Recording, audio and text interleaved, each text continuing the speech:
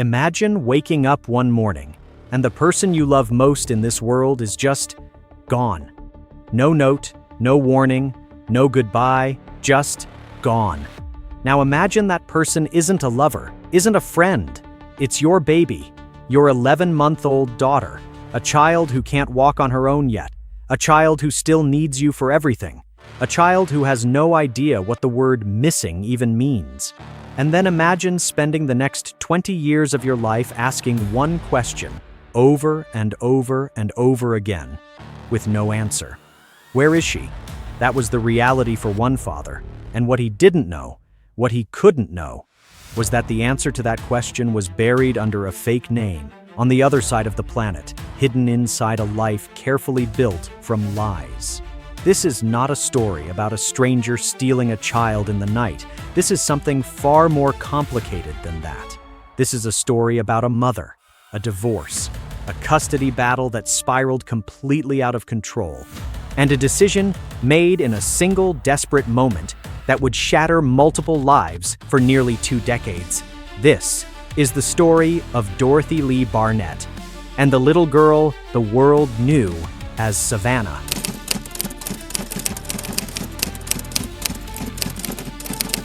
Welcome to Elias Noir, true crime stories where we shed light on stories hidden in the shadows.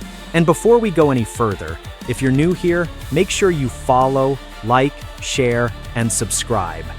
It genuinely helps this channel reach more people, and there is a lot more where this comes from. Let's go back to April of 1994. Charleston, South Carolina. A city draped in history, Spanish moss hanging off ancient oak trees, the kind of place that looks almost too beautiful to be the setting of something this dark. Inside a courtroom and inside a home, a marriage is dying, and it is dying ugly. Dorothy Lee Barnett and her husband are locked in one of the most painful human experiences that exists, a bitter divorce. But it's not just the marriage falling apart, it's the custody of their daughter, their 11-month-old daughter, Savanna. Now, here's what you need to understand about custody battles. They are not just legal disputes, they are emotional warfare. Every document filed is a weapon. Every court appearance is a battlefield. And when children are involved, the stakes stop being about pride or money or property. They become about something primal, something that lives deep in the gut of every parent. Who gets to keep the child? For Dorothy, something broke. Whether it was fear, or rage, or desperation, or some toxic combination of all three, something inside her reached a point of no return. And in April of 1994, she made a choice that would define the rest of her life. She picked up her baby girl, and she ran.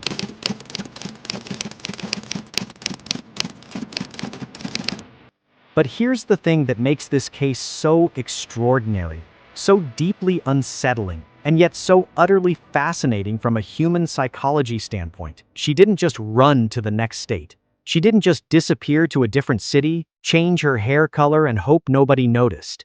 Dorothy Lee Barnett vanished off the face of the earth. She crossed continents. She built an entirely new identity, not just for herself, but for her daughter. She renamed her child. She created a backstory. She wove a fabric of fiction so detailed, so consistent, that it held together for 19 years. 19 years. Think about that for a moment.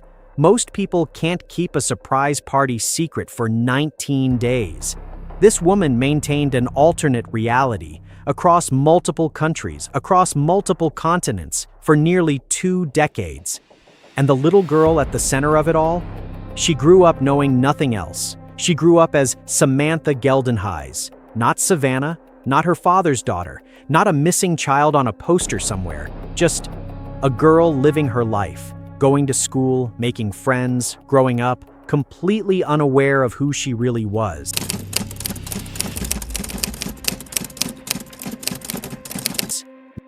Now you might be thinking, how does this happen?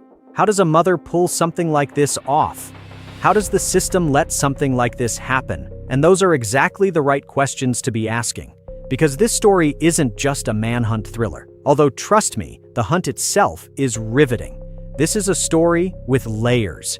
Deep, psychologically complex layers that force us to look at some uncomfortable truths. We're going to examine the mind of Dorothy Lee Barnett. What drives a person to this extreme? What does the psychology of a fugitive parent actually look like? How does someone justify day after day, year after year, keeping a child away from their other parent, away from an entire identity? We're going to look at what this prolonged secrecy does to a child. Because Savanna, or Samantha, as she knew herself, was not just a passive victim in this story. She was a little girl being shaped, molded, and in many ways defined by a secret she didn't even know she was carrying.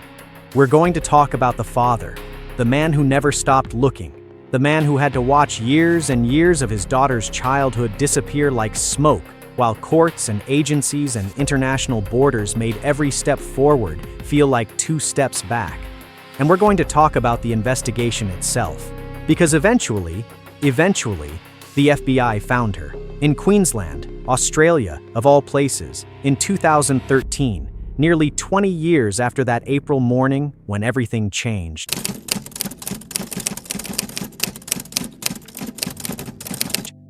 But here's why this story goes beyond just one family's tragedy. This case sits at the intersection of some of the most complex, emotionally loaded issues in our entire legal and social system. Parental alienation, international law enforcement, cross-border jurisdiction, the limits and the failures of family court systems, the psychological aftermath of identity theft on a developing child, and the deeply human question of what justice even looks like when years cannot be given back. The CBS 48 Hours episode Dear Savanna, reported by Maureen Maher, which was re-released on the 48 Hours podcast as recently as March 25, 2026, brought this case back into the spotlight for a reason. Because the conversations this story forces us to have are not comfortable ones. They're not easy ones, but they are necessary, because the Barnett case is not unique. Parental abductions happen more than most people realize. International parental kidnapping cases sit in a legal gray zone that leaves investigators, courts, and, most importantly, families in states of agonizing uncertainty for years. And at the center of every single one of those cases, a child. A child who had no vote, no voice, no choice. So here is what we're going to do over the course of this story. We are going to go deep. We're going to trace the timeline, from that courthouse in Charleston to the shadows of a fugitive life lived across multiple continents, to a quiet suburb in Queensland, Australia, where the past finally caught up with the present.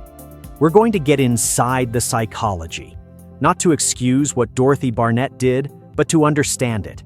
Because understanding is how we prevent the next case, and the one after that. And we are going to sit with the hardest part of this story, the part that doesn't wrap up neatly with an arrest and a gavel. Because when Savanna finally learned the truth about who she was, about the father she never knew existed, about the name she was never supposed to carry, she didn't just have to process a crime.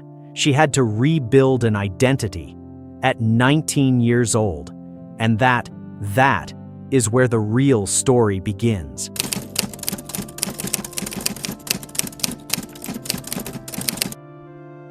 Before we talk about what Dorothy Lee Barnett did, let's talk about what it actually takes to do it. Think about this for a second. You are a mother. You've just lost a custody battle. The court has made its decision, and in the eyes of the law, that decision is final. Most people, even heartbroken, devastated, furious people, walk out of that courtroom and figure out how to live with it.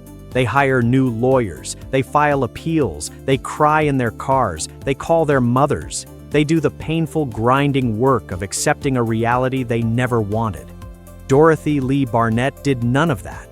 Instead, she looked at the situation, looked at the odds stacked against her, looked at the entire legal machinery of the United States government, and she said, no, not out loud, of course. She didn't make a scene. She didn't stand up in that courtroom and make a speech. She just quietly started planning. And that cold, calculated, methodical planning tells us everything we need to know about who Dorothy Lee Barnett really was.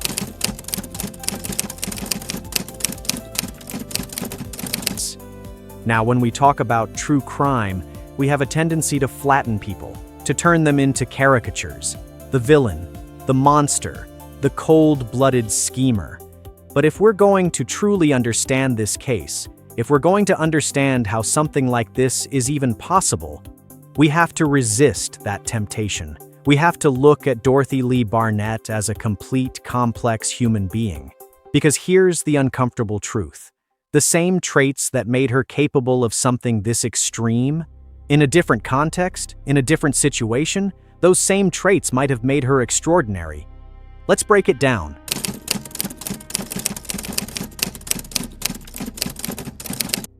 First, determination, and not the casual, motivational poster kind of determination.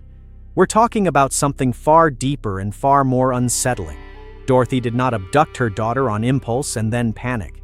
She did not grab Savanna in a moment of blind rage and end up 2 states away, hiding in a motel, waiting to be caught. No, she planned. She obtained a false passport. Think about what that requires: contacts, resources, nerve, and a willingness to commit federal crimes before she'd even crossed the first border. She moved through Europe, she spent time in South Africa, and then finally she settled in Queensland, Australia, on the Sunshine Coast, of all places. Sun, sea, beautiful scenery. The kind of place that looks nothing like a fugitive's hideout. That is not a panicked woman running blindly. That is a woman with a roadmap. That level of sustained, disciplined determination doesn't appear overnight. It lives inside a person. It's part of their fundamental character. And for Dorothy, that character trait, that sheer refusal to be stopped, became the engine that drove nearly 2 decades of evasion.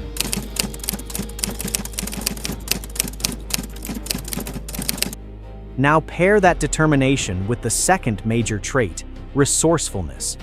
Because here's what people don't fully appreciate about long-term fugitive cases. It's not just about running. Running is the easy part. It's the staying hidden that requires something almost extraordinary. Dorothy didn't just change her location. She changed her entire life.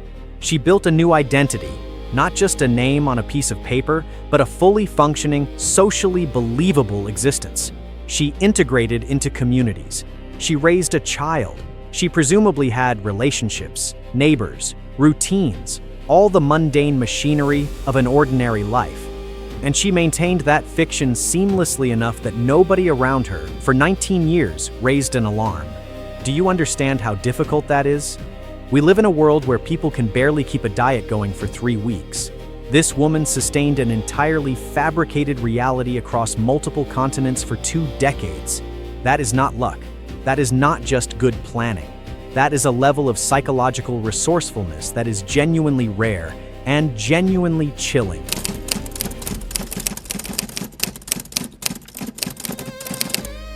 But here's where it gets really interesting.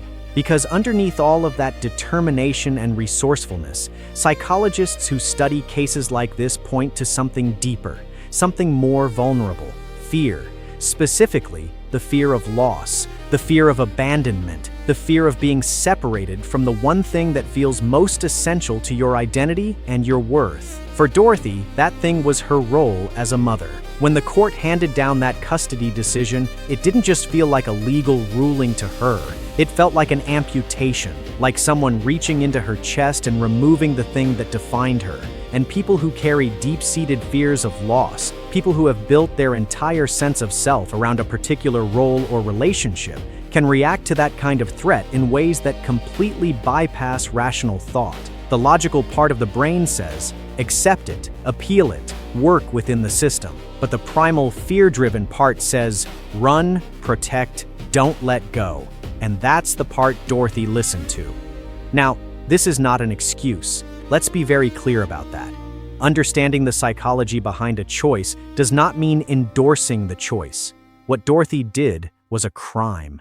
It was a prolonged, calculated crime that caused immeasurable pain to multiple people. But understanding why, understanding the emotional mechanics of it, is exactly what separates a story you simply react to from a story that actually teaches you something.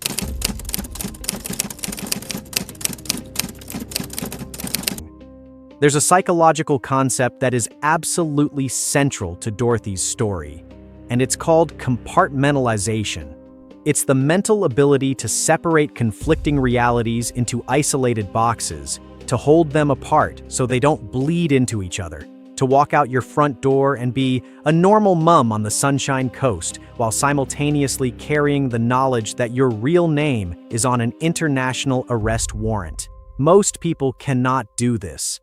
The cognitive dissonance, the psychological weight of living that contradiction every single day would be crushing. It would eat at them, show up in their sleep, leak out in unguarded moments. Dorothy did it for 19 years. She raised Savanna, Samantha, to the world around them as a seemingly ordinary child. School, friendships, birthday parties, all of it. She built the scaffolding of a normal childhood around a foundation of total deception. And somehow, she maintained the walls between those two realities firmly enough that the whole structure held, until it didn't.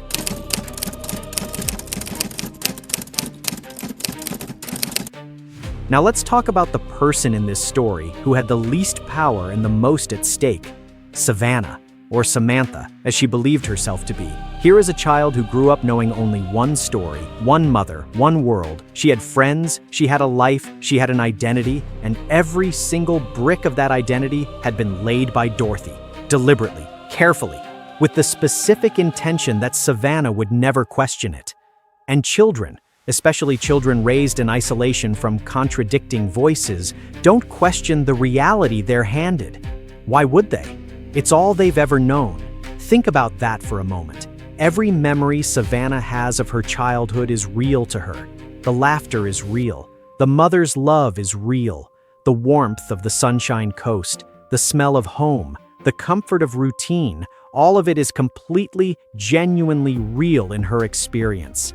And then one day, as an adult, someone tells her that the name she answers to isn't hers, that her birthday might not be celebrated on the right day. There is a man on the other side of the world who has been looking for her since before she could walk. How do you even begin to process that?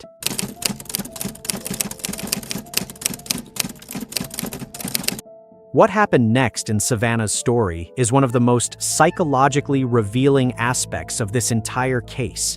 Because when Savanna, now an adult, learned the truth, she stood by her mother. She defended Dorothy, even after meeting her biological father, Harris Todd. Even after understanding on an intellectual level what had been done to her and to him, she maintained her loyalty to the woman who raised her. And some people hear that and get angry, who see it as a betrayal of the father or a failure to grasp reality or some kind of Stockholm Syndrome situation.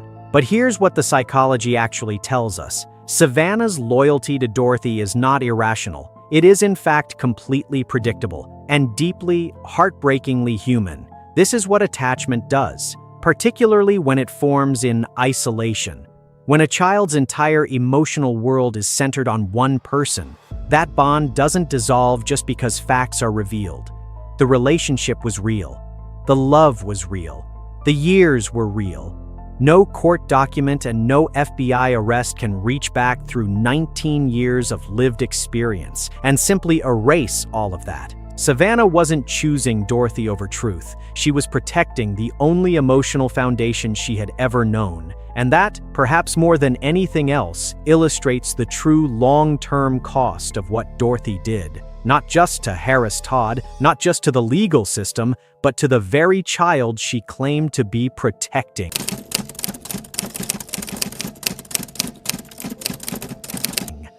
Now let's give a moment to the man standing on the other side of this, Harris Todd.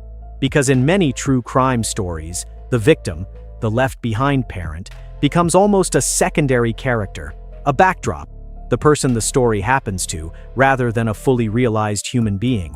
But Harris Todd's story is one of extraordinary, stubborn, relentless love. This is a man who spent nearly 20 years pursuing a child he hadn't seen since she was 11 months old. Think about that. Most of Savanna's entire childhood, the milestones, the first steps, the first words, the first day of school, the teenage years, happened somewhere on the other side of the world, completely beyond his reach. and he still didn't stop. He pursued justice through legal channels. He won a civil lawsuit against Dorothy. He kept the case alive, kept the pressure on, kept believing that the system would eventually work, even when every year that passed made that belief harder to hold on to.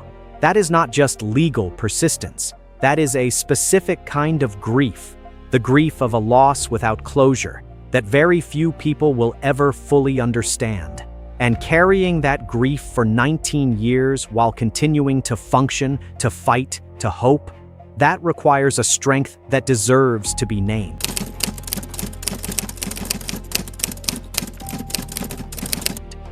Of course, Dorothy Barnett didn't evade capture for 2 decades purely because she was clever.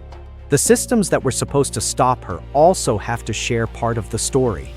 The Charleston, South Carolina family court made the custody ruling that set everything in motion. Whether that ruling was just, whether it accounted for the full emotional and psychological reality of the situation, is something we'll never fully be able to evaluate. But what we do know is that it was the spark, and the gap between that spark and the eventual arrest, that gap was partly filled by the very real limitations of early international law enforcement coordination. In 1994, the databases weren't what they are today. The cross-border information sharing wasn't seamless. The global infrastructure for tracking international parental abductions was, frankly, nowhere near equipped to handle a case like this.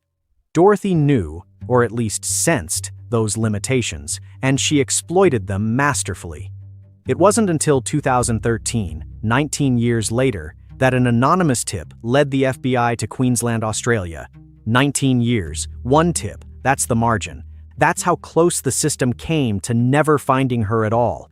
The arrest, the extradition, the guilty plea in 2015, all of that represented the system finally catching up.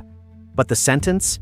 21 months, with release in May 2015 after time already served, for 19 years of international kidnapping. How you feel about that number says a lot about where your sympathies in this story land.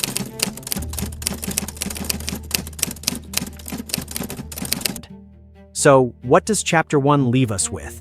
It leaves us with a portrait of people in extraordinary pain, making extraordinary choices, and living with extraordinary consequences. Dorothy Lee Barnett, determined, resourceful, controlled, and terrified, chose to run rather than lose, and in doing so, she created a second victim out of the very person she was trying to protect. Savanna, resilient, loyal, and caught between two worlds, is still in many ways navigating that impossible in-between space. The space between who she was told she was and who she actually is. And Harris Todd, steadfast, grieving, and quietly heroic, spent the best years of his fatherhood fighting for a daughter he barely got the chance to know. There are no clean heroes in this story. There are no simple villains. There are only people. Flawed, desperate, deeply human people, making choices under impossible pressure, and living, for years, for decades, inside the aftermath. And we are only just getting started.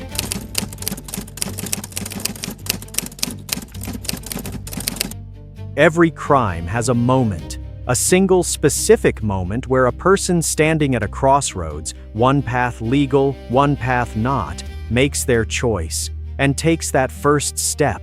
For most people, that moment never comes. Life deals them hard hands, painful losses, devastating defeats, and they find a way to absorb the blow and keep moving within the lines society has drawn. But for a select few, people pushed to a particular kind of edge, people carrying a particular kind of pain, that moment arrives, and something inside them decides, not this, not like this, not without a fight.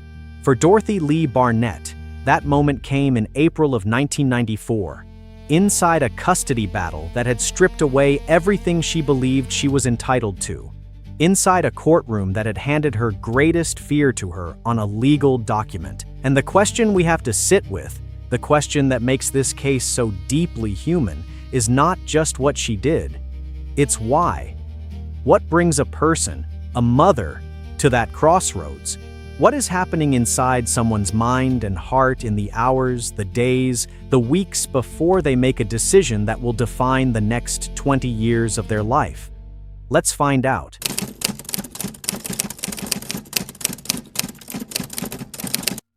Let's be precise here, because precision matters when we're talking about motive. Dorothy Lee Barnett did not abduct Savanna for money. There was no ransom, no financial angle, no calculated benefit beyond one thing: keeping her daughter. And on the surface, that sounds almost sympathetic, doesn't it? A mother who loves her child so deeply that she would sacrifice everything: her freedom, her identity, her entire future, just to stay close to her. But here's where we have to be careful. Because love and control can wear the same face, and it takes a sharp eye to tell them apart. What Dorothy experienced when that custody ruling came down wasn't simply sadness. It wasn't the clean, manageable grief of a difficult but accepted loss. It was something more volatile than that. Something that psychologists who study high-conflict custody cases describe as catastrophic thinking. The mental state where losing custody doesn't feel like a legal setback. It feels like the end, the annihilation of identity, the destruction of everything that makes life meaningful. Dorothy's entire sense of self, her worth, her purpose, her reason, was bound up in being Savanna's mother. Not just a mother, the primary one. The irreplaceable one, the one that the courts recognized and validated above all others. When the court said no, when the gavel came down in Harris Todd's favor, it didn't just take away visitation rights or custody schedules. In Dorothy's mind, it took away her. And that kind of psychological devastation, that doesn't lead to rational responses. That leads to April 1994.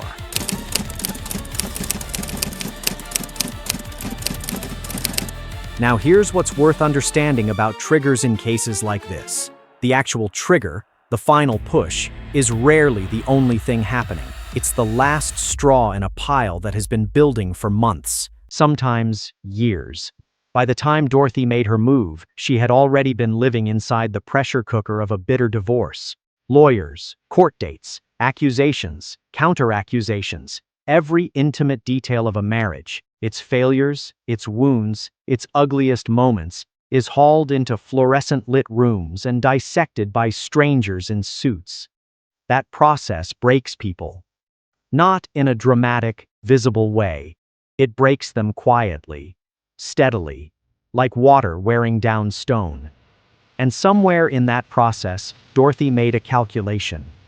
Whether it was conscious or not, whether she could have articulated it or not, she decided that the legal system was not going to give her what she needed.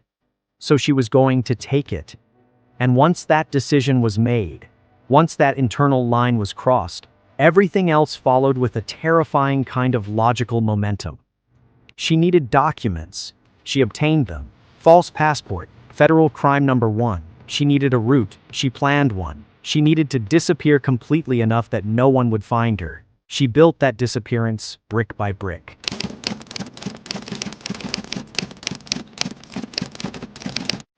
Let's walk the timeline now, because when you lay it out step by step, the sheer scope of what Dorothy managed to pull off becomes almost staggering.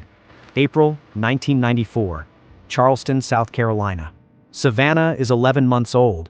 Dorothy has lost the custody battle, and in the window of time between the court's decision and the moment anyone realizes what she's done, she moves. Not to a neighboring state, not somewhere still on the same continent. She gets out of the country entirely, with a false passport, with a baby, with nothing but whatever she could carry and whatever plan she'd been quietly assembling. She is gone, and Harris Todd's world, which had already been fracturing, shatters. 1994 to 2007, Europe, then South Africa. Here is where the story gets almost cinematic, because Dorothy doesn't just run, she travels.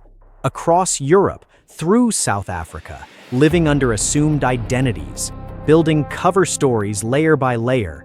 Think about the logistics of this alone.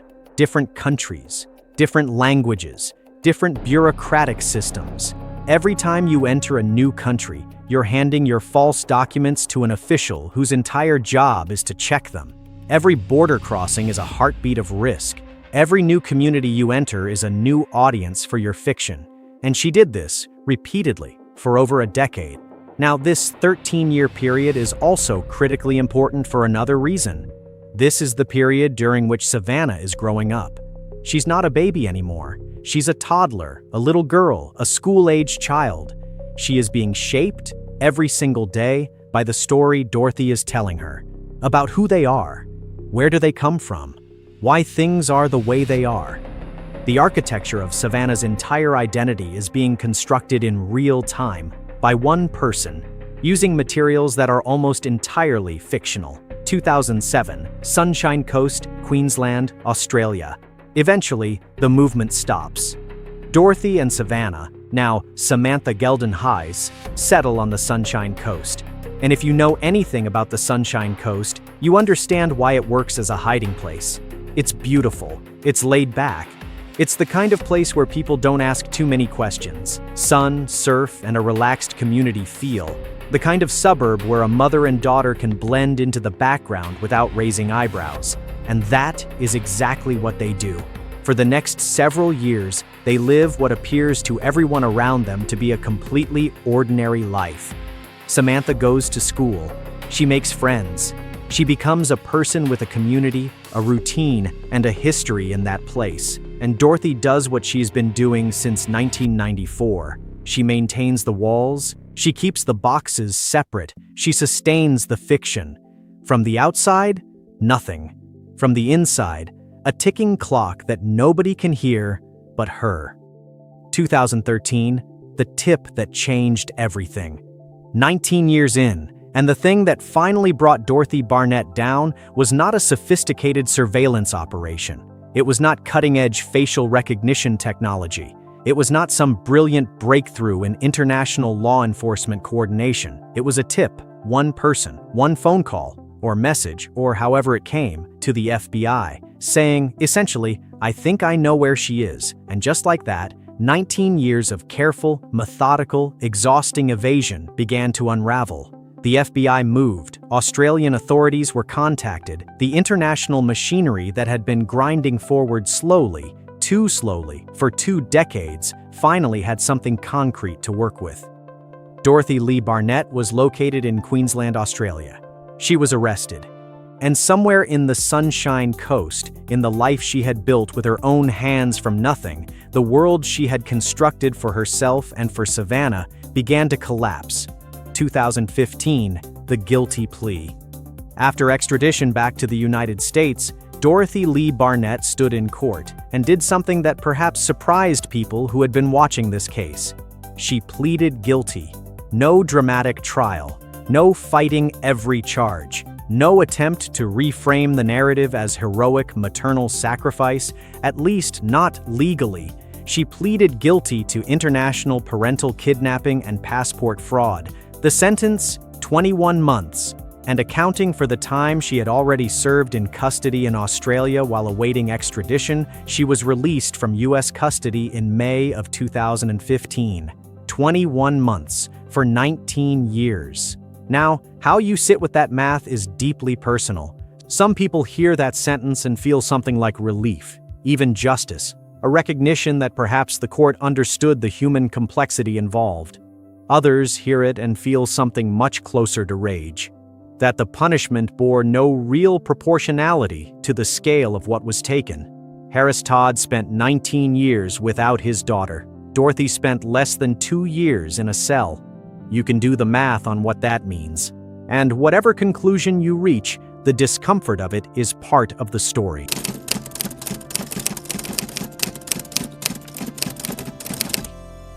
Now let's talk about location, because in this case, where things happened is almost as important as what happened. Charleston, South Carolina, is where the wound was opened.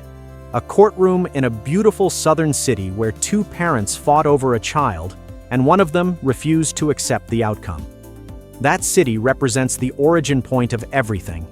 The last place Savanna legally existed as Savanna. Europe and South Africa represent a transition, movement. The years of building cover, testing aliases, moving through systems, borders, and bureaucracies. These were the years of becoming someone else, of learning how to sustain a lie across cultures, across languages, across worlds. And then Australia, the Sunshine Coast, which represents something different entirely. Australia represents arrival, the place where the running slowed down, where the life, the fake but functional, the fabricated but real feeling life, actually took root. And that matters psychologically, because it means that by the time the FBI found them in 2013, they weren't disrupting a fugitive on the move. They were dismantling a home that Savanna had lived in, belonged to, and loved. A home that, regardless of how it came to exist, was real to her in every way that mattered. The geography of this case didn't just shape the investigation, it shaped the people, and particularly the child at the center of it.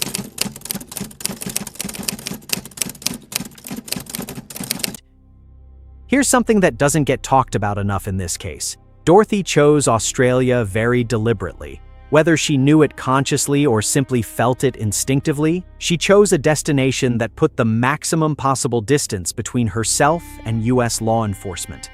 In 1994, when she fled, the international coordination mechanisms for parental kidnapping cases were nowhere near what they would need to be to handle a case like this. Different jurisdictions, different legal frameworks, different databases that didn't talk to each other.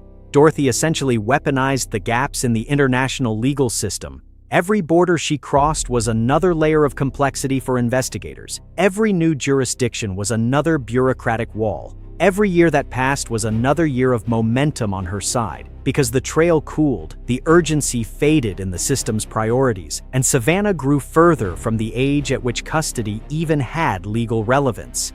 It was, in a terrible way, a masterclass in exploiting institutional limitations. And the irony? Those same distances, those same complications that protected her, eventually also came back around. After her release, Australia repeatedly refused her re-entry based on her convictions. The very country she had chosen as her haven became a place she could no longer return to. The children she had there, her other life, held at arm's length by the legal consequences of the original crime. Distance cuts both ways.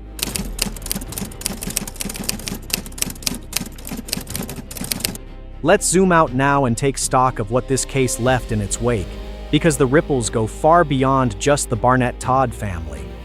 Personally, Savanna, now an adult and married, carries the weight of a divided identity in a way that most people will never fully comprehend. The woman she became was shaped entirely by the story Dorothy told, and now she has to hold two truths simultaneously: the mother who raised her and the father who searched for her. The love that was real and the deception that surrounded it. That is not a simple psychological burden. That is a lifelong one. Dorothy faces ongoing immigration barriers, keeping her from the Australian life she built, from other children, from the community she embedded herself in for years. The freedom she sought through flight became its own kind of cage, and Harris Todd, who pursued justice relentlessly through civil lawsuit and legal channels, now has a daughter who knows he exists. But knowing someone exists and knowing them are two very different things. The relationship remains strained. The years that were lost cannot be manufactured now. The early bonding that never happened cannot be retroactively installed. What he got back was not the daughter he lost. It was a stranger who shares his biology and his last name, and who is still in the quiet places of her heart, more her mother's daughter than his.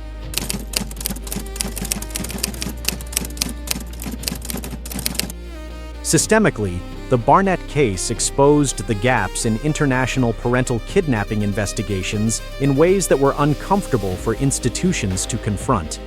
A case that required a random tip after 19 years to resolve is not a success story. It's a near miss. It's a reminder that for every Dorothy Barnett who eventually gets found, there may be others who never do. Other children living under other names, in other countries, never knowing who they really are. The case contributed to ongoing conversations about improving international frameworks for tracking parental abductions, about better early intervention mechanisms in high-conflict custody disputes, about identifying the warning signs, the escalating behaviors, the extreme emotional states that precede these kinds of drastic actions before they happen, not 2 decades after. And at a cultural level, the story of Dear Savanna resonates because it forces us to wrestle with questions that don't have easy answers. Is a parent who abducts a child out of love fundamentally different from one who does it out of malice? Does the motivation matter when the outcome, a child stripped of half their identity, a father stripped of 19 years, is the same? And perhaps most uncomfortably of all, what do we owe children in custody disputes? Not as objects to be assigned, not as prizes in an adversarial legal contest, but as people. People who will grow up, one way or another, inside the decisions adults make for them.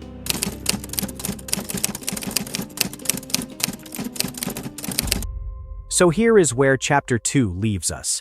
We have walked the full arc, from the motive, to the trigger, to the 19-year journey across continents and aliases and false identities. We've seen how desperation can construct an entire alternative world, how fear can masquerade as love, how geography can become both armor and prison, and how a single anonymous tip, after nearly 2 decades, can bring the most carefully constructed fiction crashing down.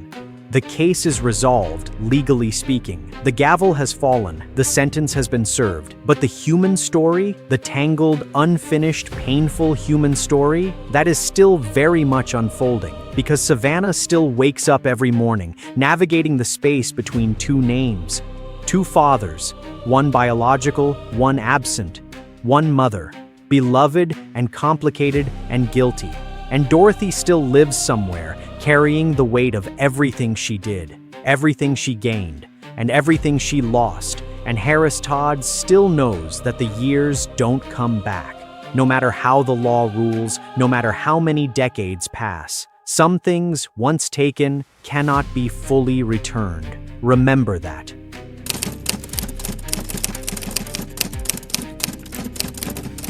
Here's a question that nobody in a courtroom ever really answers.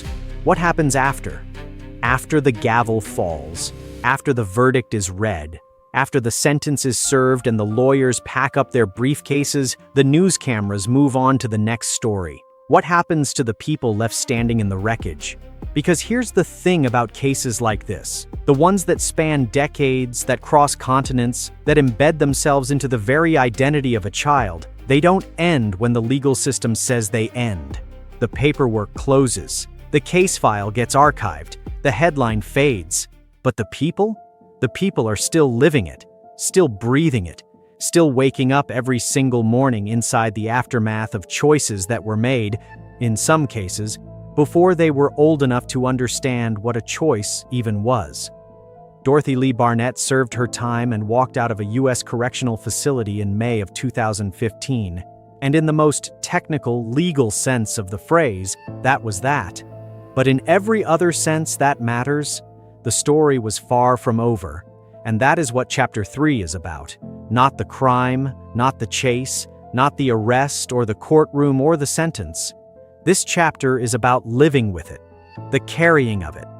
The long, complicated, deeply human process of trying to rebuild something, anything, from the pieces of a family that was shattered over 2 decades and 2 hemispheres. This is the part nobody warns you about.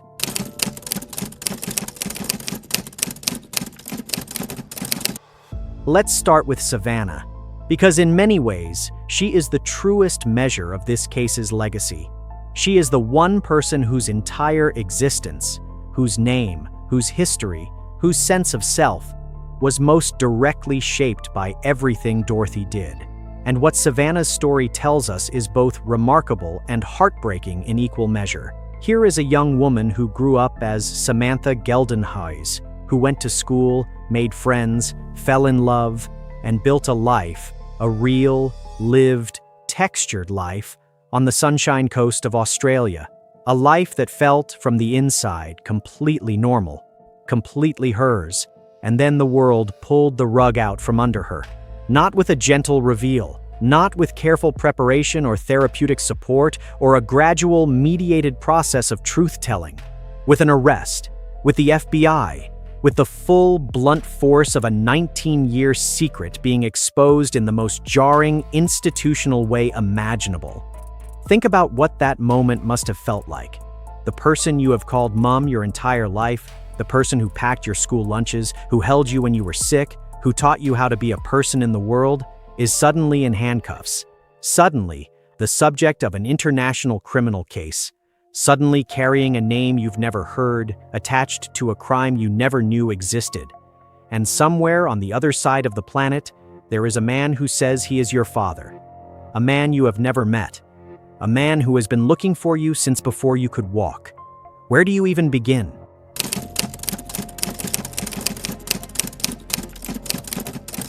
What Savanna did next, and has continued to do, is something that divided public opinion sharply when this case received attention. She stood by her mother, even knowing what she now knows, even after meeting Harris Todd, even after sitting with the full weight of what had been done to her father, to the truth she was never given access to. She maintained her loyalty to Dorothy. And I want to spend a real moment here, because I think the easy response to this, the one a lot of people have, is frustration, even anger. A sense that Savanna is somehow complicit in minimizing the crime, or failing to hold Dorothy accountable, or choosing the wrong side. But that response, while understandable, misses something crucial. Savanna is not making a legal judgment. She is not testifying on behalf of Dorothy's innocence. She is doing something far more primal than that. She is protecting the only emotional home she has ever known. Because here is the psychological reality of her situation. The bond that formed between Savanna and Dorothy during those 19 fugitive years was not manufactured. It was not a performance. It was not a transaction. It was a real mother-daughter relationship, built day by day, year by year, in kitchens and school runs and bedtime stories and late-night conversations. Built with genuine love. Whatever else we may say about Dorothy's choices, the love she had for her daughter appears to have been real and constant. You cannot simply logic your way out of that. You cannot receive an FBI briefing and have 19 years of attachment dissolve. What Savanna's loyalty really represents is the most complete possible illustration of this case's deepest wound. Dorothy did not just take Savanna from Harris Todd. She built something with Savanna that Harris Todd can never fully access or dismantle, and Savanna has to live inside both of those truths simultaneously, every single day. That is not a weakness. That is one of the most complex emotional positions a human being can occupy.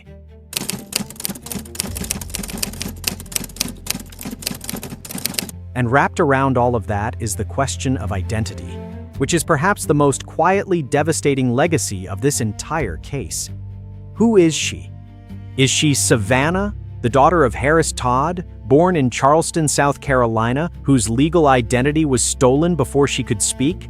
Or is she Samantha, the girl raised on the Sunshine Coast, shaped by everything that happened in Queensland, formed by a childhood that was real even if the name attached to it was not?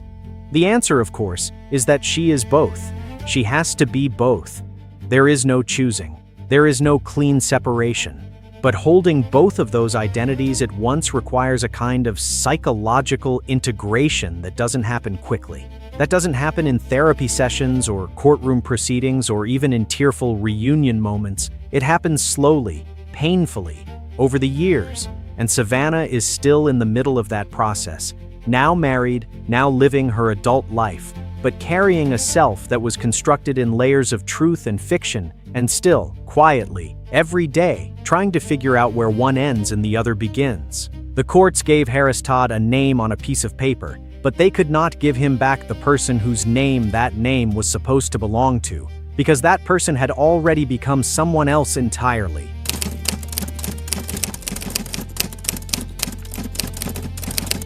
Now let's talk about Harris Todd's legacy, because his story has a particular kind of ache to it that I think deserves to be sat with carefully.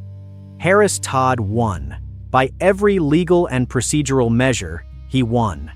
He pursued justice relentlessly, and the justice system, eventually, agonizingly slowly, delivered. Dorothy was found, arrested, extradited, and convicted. He won a civil lawsuit against her. The courts, in the end, validated his rights at every turn. He won, and it still wasn't enough. Not because justice wasn't served, but because justice, even when it functions perfectly, cannot manufacture the 19 years that were taken, cannot create the early childhood memories that never formed, cannot build the instinctive, bone-deep familiarity of a parent and child who have grown up together. When Harris Todd finally reconnected with Savanna, with the adult Savanna, the woman she had become, he was not meeting his daughter in any experiential sense. He was meeting a stranger who shared his DNA and his legal surname, a stranger who loved another man's role in her life and had no emotional blueprint for what father meant in relation to him. And that is a grief that doesn't have a name, a grief that sits outside the vocabulary of standard loss, because the person is alive and present and willing to try, and yet the relationship that should have existed simply doesn't, and cannot be fully created from scratch at 19, 20, or 25 years old. Harris Todd's persistence was heroic. His reward was partial, complicated, and layered with exactly the kind of pain that legal victories were never designed to address.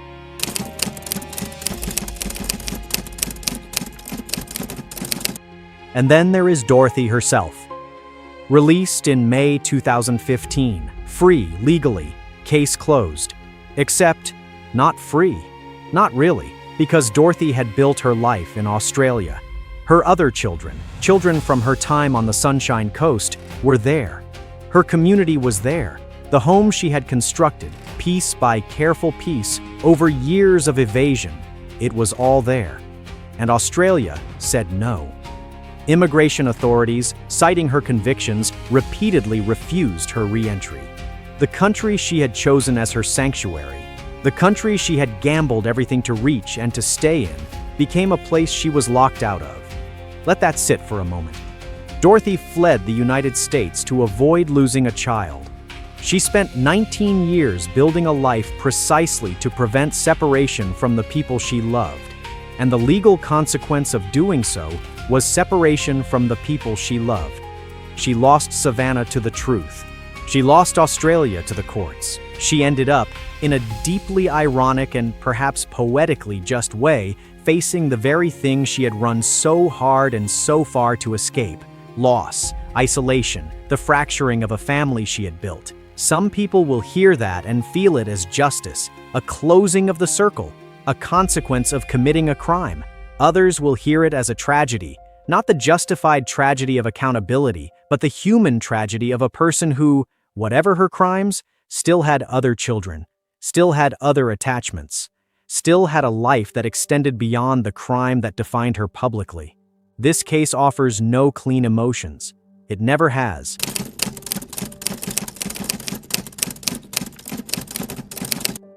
Now let's zoom out to the bigger picture, because the Barnett case didn't just affect one family, it became a reference point, a cautionary example in conversations that extend well beyond Charleston and the Sunshine Coast.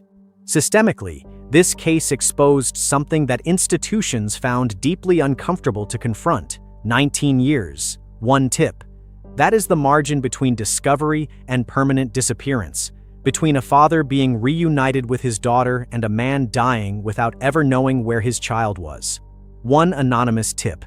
That is not a robust system. That is not the result of cutting-edge international coordination or sophisticated investigative methodology. That is luck wrapped in a phone call, arriving after nearly 2 decades, and the question that demands to be asked, loudly and repeatedly, by everyone who touches family law or international enforcement, is this: how many cases like this are still out there? How many children are living under false names, in countries their birth certificates have never heard of, shaped entirely by a story one parent chose to tell? How many fathers and mothers are still waiting for that one tip that may never come?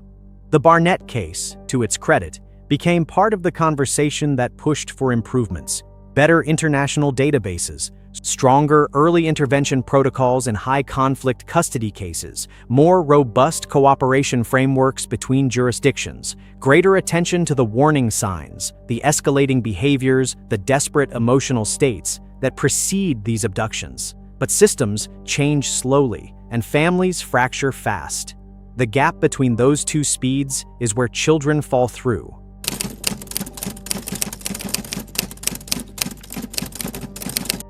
There is one more legacy to this case that deserves real acknowledgement, and it's the role that media, specifically the 48 Hours episode Dear Savanna, reported by Maureen Maher, played in shaping how this story is understood. Because true crime media, at its worst, does something fairly simple. It takes a complex human tragedy and flattens it into entertainment. Villains and victims, good guys and bad guys, a satisfying arc with a beginning, middle, and end. Dear Savanna, and its re-release on the 48 Hours podcast on March 25, 2026, attempts something more difficult than that. It tries to hold the humanity of everyone involved without collapsing into easy judgment. It looks at Dorothy and sees a criminal who is also a mother. It looks at Savanna and sees a victim who is also fiercely loyal. It looks at Harris Todd and sees a hero whose victory came wrapped in irreversible loss. And it asks its audience to sit with all of that simultaneously, without resolving it into something tidier than it actually is. That matters, because public understanding of cases like this has real consequences.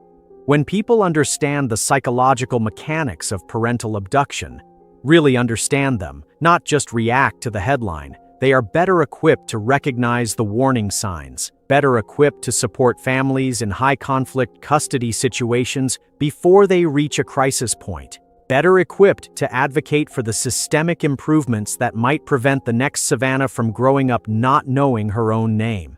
The media doesn't just document cases like this. Done well, it changes the conversation.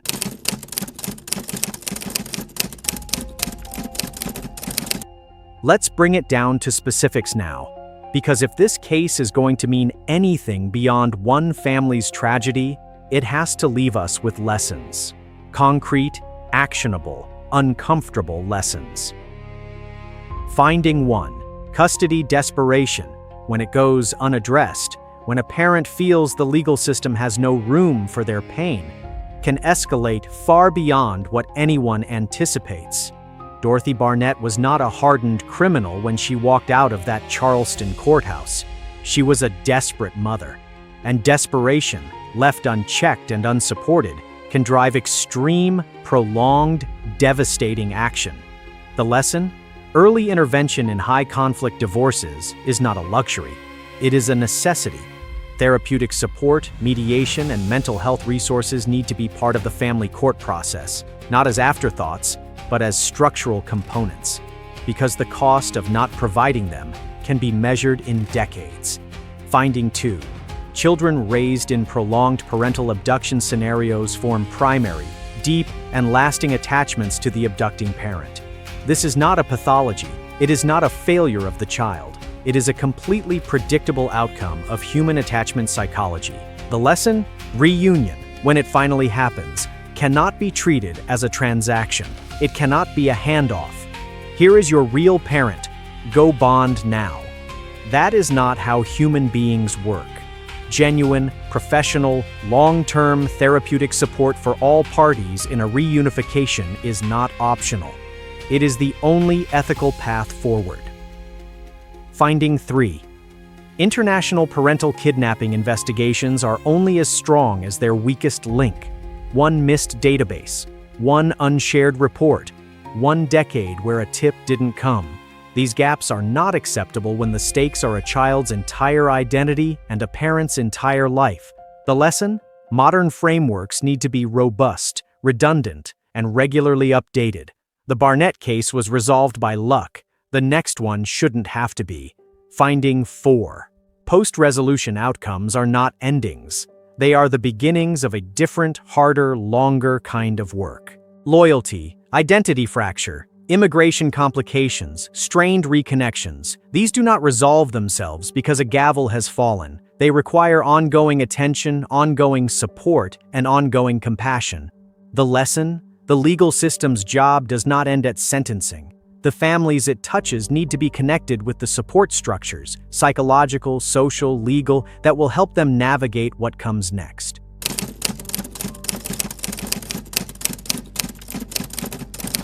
Here is what I want to leave you with.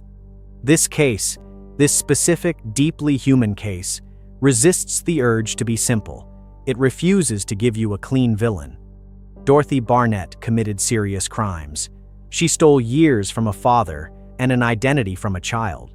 She deserves accountability for that, and she received it. And she was also a mother who loved her daughter with a ferocity that outlasted 19 years of fear, evasion, and exhaustion. Those two things are both true at once. It refuses to give you a clean victim. Savanna experienced something that left lasting marks on her identity, her loyalties, her sense of self. She deserved so much better than the hand she was dealt.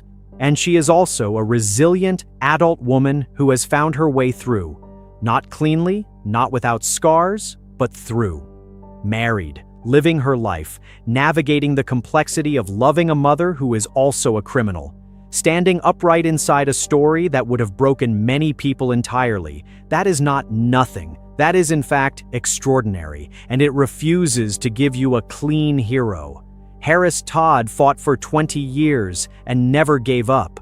That is real, and it matters, and it should be honored. And he is also a man who won the battle and discovered that winning looked nothing like he had imagined, who found his daughter and found a stranger, who got justice and still had to grieve, because that is what this story is, at its core. It is a story about what happens when the worst instincts of a desperate moment collide with 2 decades of real life. When a crime becomes a childhood, when a fiction becomes a foundation, when the people who were supposed to be protected by a choice end up being the ones most profoundly shaped by it.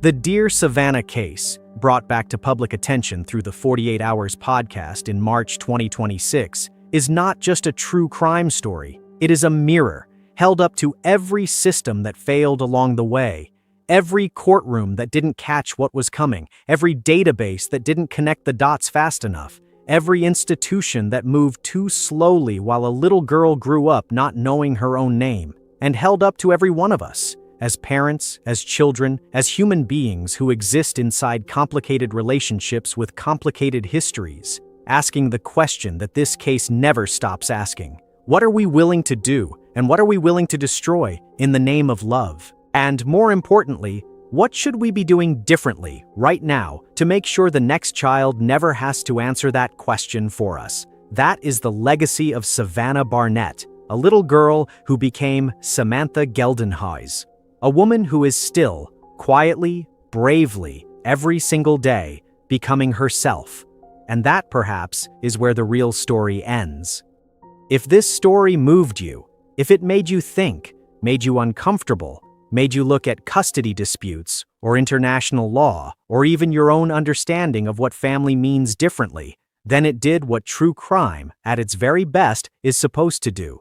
It didn't just tell you what happened, it made you feel why it matters. Thank you for watching, and for carrying this story with you, because someone should. If this story made you think differently, about people, about systems, about the thin line between who someone appears to be and who they actually are, then share it with someone who needs to hear it. Not for the shock. For the conversation, it starts. Subscribe if you want to keep going deeper. New cases, real psychology, no easy answers. And drop a comment below. I read everyone. What part of this story stayed with you?